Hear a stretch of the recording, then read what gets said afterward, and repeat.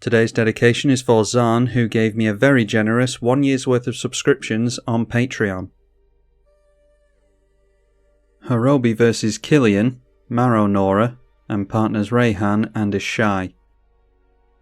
Yeah, a while ago a mythic patron of mine asked me to build a Horobi deck as part of his patronage, and it's not part of the tier, but I have decided to make a video out of this deck because a lot of you were asking for, let's mulligan this one because the CMC is too high there.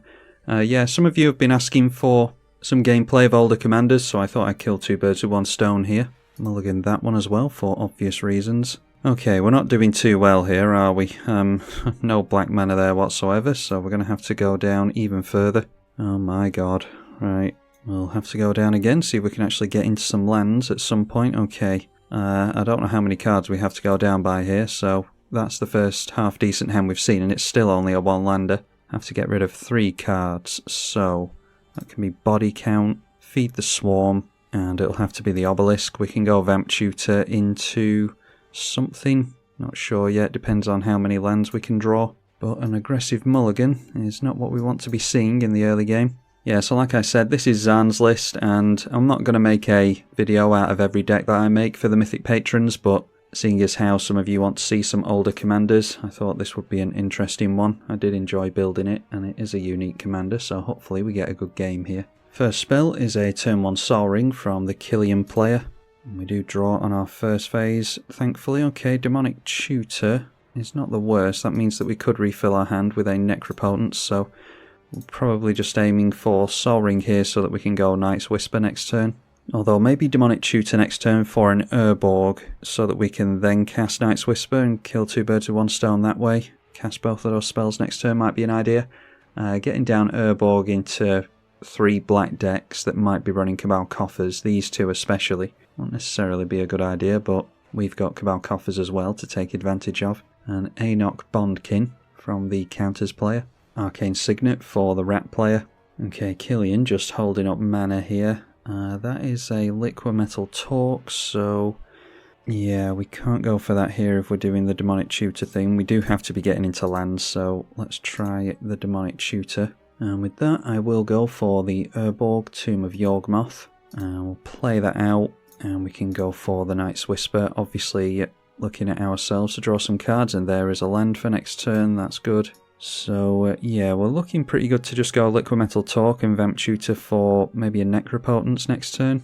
We're obviously in catch-up mode and going pretty slow, thanks to having to mulligan down to 4. Rayhan, last of the Abzan, the first commander we see. And the 2-1 swings in towards Killian.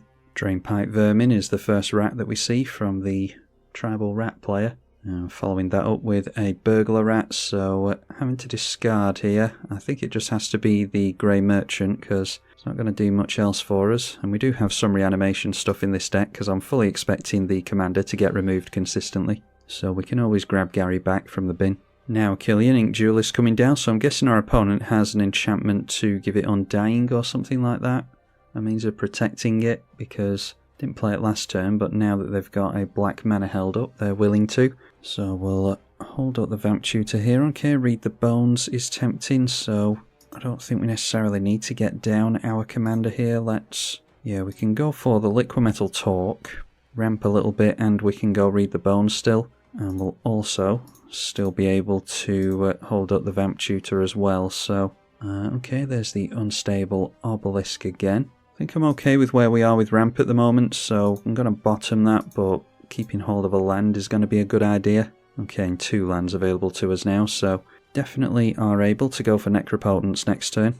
Won't be able to get down our commander, unfortunately. Champion of Lamholt now, so our opponent's playing into the fact that we'll be able to get rid of all these things with our target shenanigans once we can get our hand filled up. So not scared of our commander, seemingly. And the least amount of damage we can take through this turn cycle, the better, because obviously we're going to be taking a lot of damage to the Necropotence. Rayhan not swinging in there, curiously, neither of the creatures do.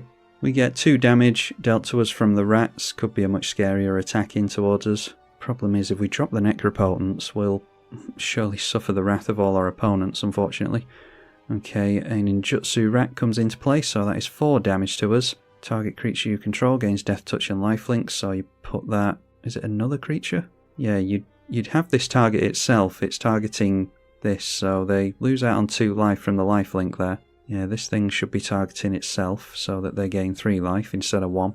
And then the Burglar Rat into play once again, so each opponent discards a card. We'll have to get rid of one of these swamps. Killian continuing to hold back here, a shocking lack of auras that we're seeing on that. They've got 4 cards in hand. We'll go for the Vamp Shooter now. And yeah, tempting as it is to go in for the, where is it, the Bolas's Citadel. I think we do just have to go Necropotence here, and if our opponents deal a bunch of damage to us, well, at least we'll have a full grip. So draw into that, of course, throw out a land, and then it's Necropotence. We pay 7 life and pass the turn over. Do have aristocrat effects and things like that in the deck, so hopefully we'll be able to gain a decent chunk of life. So it took us 2 tutors, but by the end of turn 4 we've hopefully got something going here. The game's determined to give us an unstable obelisk. And yeah, we do get into Zulaport Cutthroat, some means of targeting our opponent's stuff, so hopefully we'll be able to do something this game. Noteworthy that in all that there was only 1 more land. The 4-colour player did fetch and shock in a land there, and now we see Herald of Secret Streams. So yeah, they're strange to play that out when they've got Champion of Lamholt. Yeah, they kind of already have unblockable there. They're just really playing into a board wipe with that one. But their plus counter creatures do have First Strike. They can deal a decent chunk of damage to us here, unfortunately. And okay, not swinging in. Must be worried about the discard effects, so not swinging in towards us. Alright, excellent. And the 4-colour player decides to scoop because it's Magic Online. Now seeing the black player play out a Greed, so we'll be able to put mana into that and draw a card. And does decide to do that straight away, so going up to 4 in hand. So yeah, we're now seeing probably all the rats swinging in towards us here. We didn't take a hit from the 4-colour player at least, so our life total's not going to be as low as we thought it would be. Deciding to try and get the Orzhov player to trade out the commander. We take 2 from the 1/1s though. Killian finally getting into another source of white mana, so we'll see if that's relevant or not. Again, just passing straight through the turn, so not sure what the idea is there. Maybe has a flash aura or something like that. Don't draw any cards thanks to the Necropotence, so get down a swamp. And first of all, we want to get down the Shadow Alley Denizen, because we're going to play our commander straight into that thing. And it's noteworthy that Shadow Alley Denizen does give creatures Intimidate, but it's any creature on the field, which is obviously why it's in here. So now we can go for Horobi, which will trigger that thing. And I think we can target the 3-1. The rat player's been going in at us consistently, so we will target that with the Shadow Alley Denizen, which triggers our Horobi, and we'll destroy that thing. It doesn't force them to sacrifice, it does destroy, so Indestructible is relevant here. Shadow Alley Denizen. I don't know if it's a May ability actually. Yeah, it's not a May ability, so we do have to watch out for that. We might end up destroying our own creatures. We'll go at Zulaport Cutthroat. Could hold up the black mana for body count maybe, but I think I'd rather hold up the threat of the Liquimetal Torque. Or is an opponent going to go for a board wipe? Yeah, I think instead I'll go for holding up that body count just in case, because we will be able to have our opponents lose life with the Zulaport upon a board wipe. So let's go after another rat, and again Horobi will have it be destroyed. They've got a means of card advantage, so our opponent shouldn't be scooping to this really. And then we'll put 3 into the Necropotence. And obviously at the end of the turn the Necropotence is going to give us some cards. There is a Gissa Glorious Resurrector, which will be good with our current engine. The Retribution of the Ancients, we can basically just pay a black and target something to remove no counters. And we did get into another land as well, which will allow us to get through Hexproof, which could be handy. Our opponents can't target their creatures with Swiftfoot Boots and Lightning Greaves and things, because Equip does count as targeting, so Horobi will trigger that. The black player going for more card draw, so should be able to get into some target effects, which might screw us up because we don't have a means of reanimation for our commander at the moment. So up to 8 cards in hand, lost 6 life. So our opponent's lost 6 life, 3 mana, and has 8 cards in hand at the moment. Surely drew into a land in all that. Okay, going for it again, 9 cards in hand. Yeah, so our opponent just completely tapping out here and losing a whole bunch of life, going down to 22, ending the turn with 10 cards in hand. If he can't get into a land in all that, it might be enough to get him to scoop. The rat deciding to hold back this time.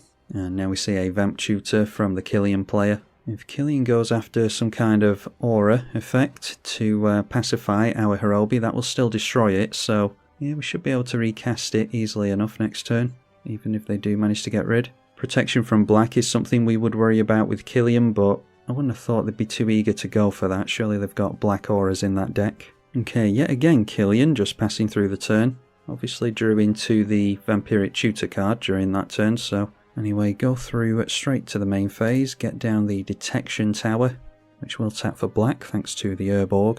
And I suppose we might as well go for the Gissa here. Yeah, Unstable Obelisk first, seems fine. And I will play the Gissa, Glorious Resurrector. I'm expecting the Killian to be reactionary with something, so yeah, I will go after the Drainpipe Vermin here. Plus this player has more cards in hand, so the Shadow Alley Denizen, going to get rid of the Drainpipe Vermin, which will be exiled underneath the Gissa. And then we can get down the Retribution of the Ancients. And for a single black, we'll be able to target a creature with that. So we can target the Killian, we can also target it with the Liquimetal Torque. And now our opponent's doing something. So, oh, and damn it, I yielded on the ability on Horobi. Should have gone after their commander with the Liquimetal Torque there. Yeah, that's a mistake. So Horobi goes back to the command zone. Zulaport Cutthroat going to drain our opponent for 1. And we're still holding up the body count for a board wipe. But yeah, obviously Horobi's trigger goes on the stack. I yielded it to try and get through the game quicker, because my clock's always pretty low thanks to trying to explain the board and do commentary and stuff. Often have to repeat myself as I fumble over my words. We go down by 4 life here for the Necropotence. And I'm just going to hold back the creatures here just in case the Menace on the Killian is relevant. So we can get into another land next turn, that's really good. 2 swamps available to us. The Tetsamok I am fully expecting to be an absolute all-star in this deck, so that's another means for us to get rid of the Killian or any other creatures, but we'll obviously want our commander in play. Glaring Spotlight is another means of getting through Hexproof. There is a Warm Power Stone for the mono black player, and a Mind Stone down to 6 cards in hand, just deciding to ramp this turn apparently. Didn't look at what was discarded previously actually. There's an Ogre Slumlord, a Throat Slitter, and a Zulaport Cutthroat they've surprisingly decided to get rid of. Don't suppose it would have stayed in play for very long anyway. Okay, now it seems Killian's finally going to do something. 8 mana goes in for a Divine Intervention. Enters with 2 intervention counters on it. At the beginning of your upkeep, remove 1. When you remove the last counter, the game is a draw. Right. So is that part of some kind of combo? I don't really know Divine Intervention. That would be a pretty boring way to end the game. Might be quite fitting for this game though. Alright, so Gissa has made it around the table, and we will get control of the Drainpipe Vermin. We've got the Unstable Obelisk for the enchantment, so that could deal with that thing. Might have to do that. Obviously it's a black creature entering, so the Shadow Alley Denizen will trigger, and we'll get rid of that Killian. Or actually we won't get rid of the Killian, we'll just point it over there, because we don't have our commander in play at the moment, but we're about to do something about that. Play a swamp, get our commander into play once again. So commander into play, triggers again, and again we go after the Killian. I'm not going to yield to the Horobi this time. I will yield to the Shadow Alley Denizen because that doesn't matter. Don't suppose my mistake really affected the outcome really. Let's see. Don't have enough mana for the Unstable Obelisk, so might as well trade out the mana for a Glaring Spotlight. And then let's go through to combat here. I'll deal some damage to the Killian player. We do have lifelink to worry about, but if we cannot use our Unstable Obelisk on that enchantment, then I'd be happy with that. So let's see here, 1, 2, 3, 4, 5, 6, and 7, just 2 life into the Necropotence. We've got our engine online here, so don't feel as though I really need to refill my hand, or completely swap out my hand for another one. So we don't need to put too much life into the Necropotence, draw into an Ancient Tomb, which we don't have to put life into thanks to tutoring for the Urborg previously. And Hex Parasite is yet another means of, can potentially do it for free thanks to Phyrexian Black Mana. We can target a creature and have it destroyed when our commander's in play. A lot of mana being tapped down by the rat player. Just eagerly awaiting a board wipe at this point. Okay, a Crypt Rats. And that could get rid of a bunch of stuff. How much mana have they got floating? 4 mana floating, 5 with the Mind Stone, so they could wipe our board here. Okay, so just dumping a bunch of black mana into it, as opposed to Mind Stone mana holding up a black mana. They could have gone for another greed if they wanted to. Might be worried about their life total though, so 4 mana into the Crypt Rats, and this is exactly what the body count is for. So we lose our Horobi again, which we're fully expecting to in this game. Yeah, we'll put Horobi back in the command zone.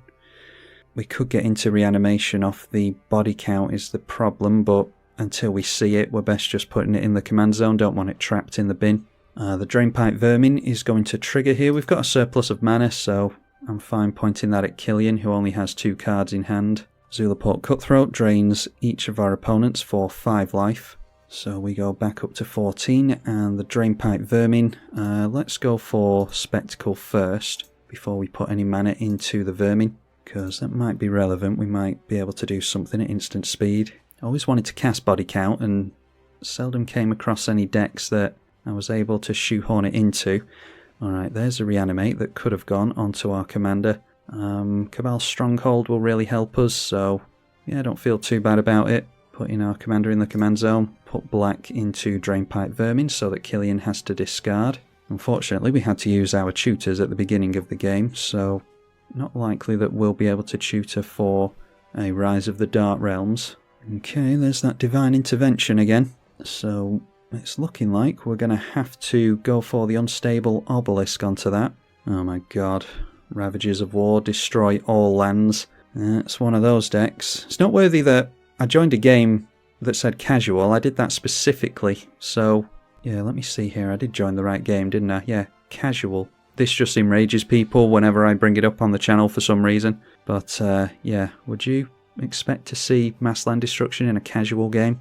Alright, so let's see here. We can go 1, 2, 3, 4, 5, 6, 7. So it was absolutely relevant that we drew into both the Ancient Tomb and the Mana Crypt. Gonna ruin my opponent's day here. The black player does still have access to black mana thanks to that Arcane Signet, so yeah, let's go like this. And I'm not even going to bother to see if the black player has removal for it. Could have waited for him to go feed the Swarm onto that and lose a bunch of life, but yep, and that player scoops because he was fully expecting to win there.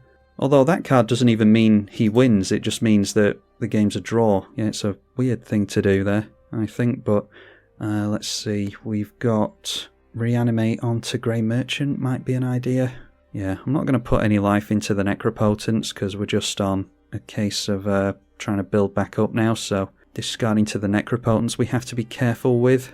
Let's just get rid of the Oblivion Stone, and we'll get rid of the Hex Parasite as well because we've got the enchantment version of it in play. And those obviously get exiled with the Necropotence. Obviously it would be really good if it didn't, because then we could set up Reanimate targets quite easily.